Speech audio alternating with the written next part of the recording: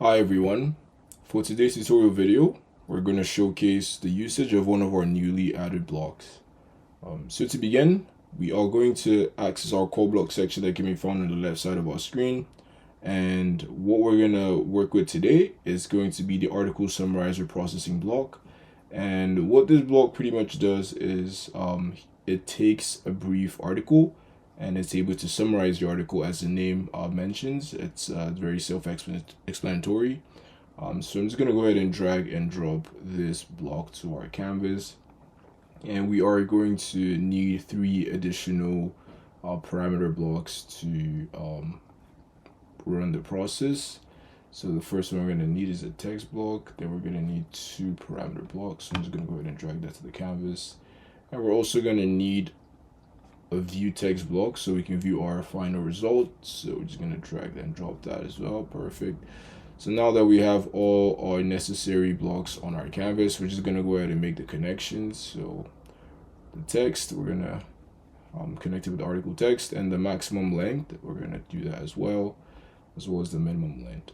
Okay, perfect. So now that we successfully connected all the, we have one more to connect, so it's going to be yes. So the result should be connected to the view text view block. And now that we've successfully connected all of our blocks, I will go ahead and paste a brief article in our text parameter block. Okay, perfect. So after that is done, we'll go ahead and add a minimum and maximum length. So pretty much the reason for this is so that we are in control of managing the range of what the summary is going to provide. We want the summary to fall in between a certain range, and this allows us to control the conciseness of the summary. Okay, so for this, I'm just going to put a maximum length at 100 words and minimum length at 50. Okay, perfect. Yeah, so now that we have everything correctly imputed, we're just going to go ahead and run the block. So I would also like to mention for this block, no API keys would be needed to run the solution. However, some of our other blocks may require an API key. So yeah, we're just going to go ahead and wait till this block finishes running.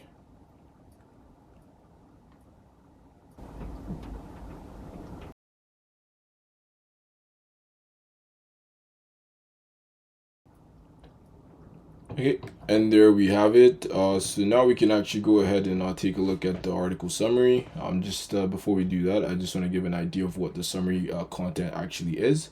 So as you can see, the title is The Future of Brain-Computer Interfaces. So to see the text, we're just going to select the eye icon. And that should open up a page in our browser. And we're just going to drag and drop this here. Perfect. So we're just going to go ahead and zoom out because it's a bit zoomed in. There we go. So as you can see, this gives us a brief summary of what our article was trying to portray. So brain-computer interfaces establish a direct communication link between the brain and external devices. BCIs function by detecting and interpreting neural signals, often using electrodes placed on the scalp or implanted in the brain. The most promising application of BCIs are in healthcare, particularly for individuals with disabilities. So that's just a concise summary of what exactly the article was trying to, the message in the article. So yeah, this is pretty much how the article summarizer processing block can enhance your workflow. So additionally, I'd like to highlight another feature that ZetaForge offers. So every block you run is easily accessible through the pipelines button in the navigation bar.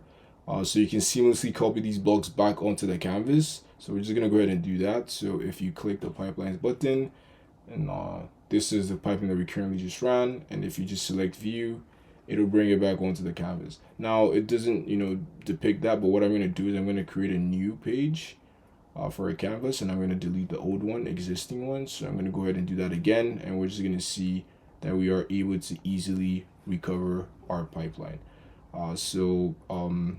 The essence of this is that it makes it effortless to reuse past pipelines. Moreover, ZetaForge also allows you to track which pipelines succeeded or failed.